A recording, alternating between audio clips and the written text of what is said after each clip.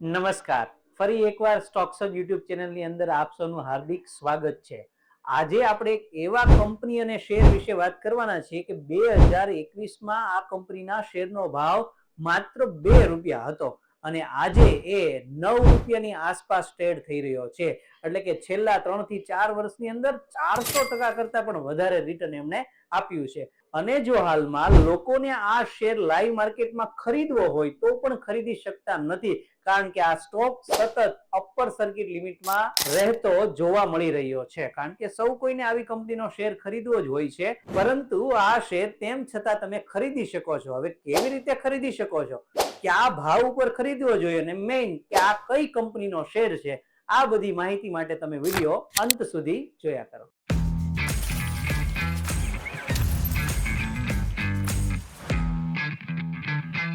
માહિતીની શરૂઆત કરતા પહેલા હજુ સુધી જો તમે stocks of YouTube channel subscribe ન કરી હોય તો સબસ્ક્રાઇબ કરી લેવા વિનંતી. અને હા, જો સ્ટોક્સ ઓફ સાથે તમારે વધુ કનેક્ટેડ રહેવું હોય તો તમે અધર સોશિયલ મીડિયા પ્લેટફોર્મ એટલે કે ફેસબુક અને ઇન્સ્ટાગ્રામની અંદર પણ અમને ફોલો કરી શકો છો. અને સ્ટોક્સઅપની વેબસાઇટ www.stocksup.in ઉપર જઈને પણ વધુ માહિતી મેળવી શકો છો. શેર માર્કેટનો સંપૂર્ણ અભ્યાસ કરવા માટે પ્લે સ્ટોર ઉપરથી સ્ટોક્સઅપ એપ પણ ડાઉનલોડ કરી શકો છો. Social media account, play store app અને વેબસાઇટની લિંક ડિસ્ક્રિપ્શન બોક્સમાં આપેલી છે. જો તમે ફ્રીમાં ડીમેટ અકાઉન્ટ ખોલાવવા માંગતા હોય અને ડીમેટ સર્વિસીસ અમારી પાસેથી મેળવવા માંગતા હોય તો આજે જ ડિસ્ક્રિપ્શન બોક્સમાં આપેલી લિંક ઉપરથી ડીમેટ અકાઉન્ટ ફ્રીમાં ખોલો. તો ચાલો હવે આપણે એ કંપની અને એના શેર વિશે વાત કરીએ કે જેને ફાઇનાન્શિયલ યર વર્ષ 2024-25માં લોકો દ્વારા સતત ખરીદવામાં આવી રહ્યો છે. આ કંપનીનું નામ છે ટાપરિયા ટૂલ્સ લિમિટેડ. આ કંપનીનો શેર હાલમાં ₹9ની પ્રાઇસ પર ટ્રેડ થઈ રહ્યો છે, એટલે કે આ એક પેની સ્ટોક છે. આ કંપનીની સ્થાપના 1969માં કરવામાં આવી હતી. આ કંપનીનું મુખ્ય કાર્ય પકડ, પાના, પેચિયા, હથોડી જેવા અનેક ટૂલ્સ કે જે તમે આ ચિત્રમાં જોઈ શકો છો એનું ઉત્પાદન કરવાનું અને ઉત્પાદન બાદ વેચાણ કરવાનું કાર્ય કરે છે અને તેમાંથી પોતાની આવક મેળવે છે. આ કંપનીના મેન્યુફેક્ચર યુનિટ નાસિક અને ગોવામાં આવેલા છે. આ કંપની ઉત્પાદિત થયેલા સાધનોને ભારત દેશમાં તો વેચે છે, પરંતુ ભારત સિવાયના અન્ય 15 કરતા વધુ દેશોની અંદર પણ આ સાધનોનું એક્સપોર્ટ કરે છે. એટલે કે કંપની નેશનલાઇઝ સાથે મલ્ટીનેશનલ કંપનીની જેવું પણ વર્ક કરી રહી છે. અને વર્ષ 2024ના ફાઇનાન્શિયલ ડેટા મુજબ આ કંપનીએ આવા સાધનોને વિદેશોમાં એક્સપોર્ટ કરીને લગભગ 6.5 થી 7 કરોડ રૂપિયાની આવક પણ મેળવી છે. આ કંપનીની આવક મુખ્ય 3 ભાગમાં વિભાજિત થયેલી છે.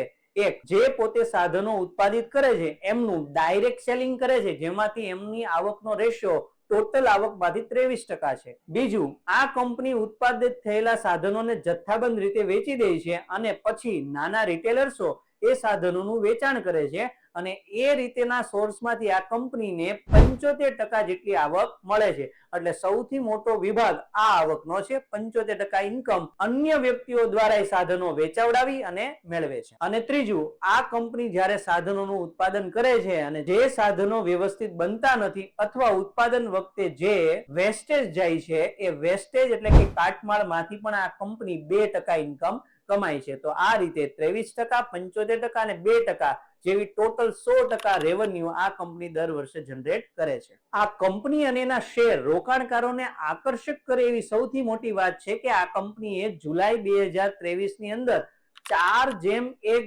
બોનસ જાહેર કર્યું હતું. એટલે કે જે વ્યક્તિઓ આમના શેર હોલ્ડર હતા એમને એક શેરની સામે 4 શેર ફ્રીમાં આપવામાં આવ્યા હતા. હવે જો મિત્રો તમને બોનસ શેર મળવાથી શું ફાયદો થાય એ ન જાણતા હોય તો આજે જ પ્લે સ્ટોર ઉપરથી સ્ટોક્સઅપ એપ ડાઉનલોડ કરો. તેની અંદર ભારતીય શેર બજાર વિશે A to Z સમજણ આપેલી છે.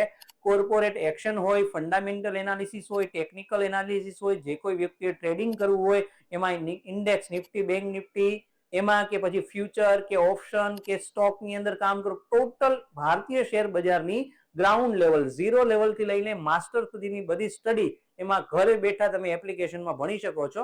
તો આજે જ પ્લે સ્ટોર ઉપરથી એપ્લિકેશન ડાઉનલોડ કરો અને સ્ટોક માર્કેટમાં એક સફળ ટ્રેડર અને સફળ ઇન્વેસ્ટર તરીકેની જર્ની પૂર્ણ કરો. યાદ રાખો, મારી અથવા કોઈ પણ એજ્યુકેટરની સ્ટોક માર્કેટની બાબતો સમજવા માટે તમારી પાસે શિક્ષણ હોવું જરૂરી છે. તો આજે જ પ્લે સ્ટોર ઉપર એપ ડાઉનલોડ કરીને ભણવાનું સ્ટાર્ટ કરવાનું ભૂલતા નહીં. હવે બોનસ આપ્યા સિવાય પણ આ કંપનીઓના અનેક મજબૂત પાસાઓ છે. જેમ કે પહેલા વાત કરીએ આ કંપનીના પ્રોફિટ અને લોસ વિશે. કંપની છેલ્લા ઘણા વર્ષોથી સતત પ્રોફિટ કરી રહી છે. છેલ્લા 3 વર્ષનો જો પ્રોફિટ જોવામાં આવે તો 2021-22 નો નેટ પ્રોફિટ 65 કરોડ રૂપિયા હતો, 2022-23 નો નેટ પ્રોફિટ 72 કરોડ રૂપિયા હતો અને 2023-24 નો લાસ્ટ ફાઇનાન્શિયલ યર નો પ્રોફિટ 100 કરોડ રૂપિયા હતો.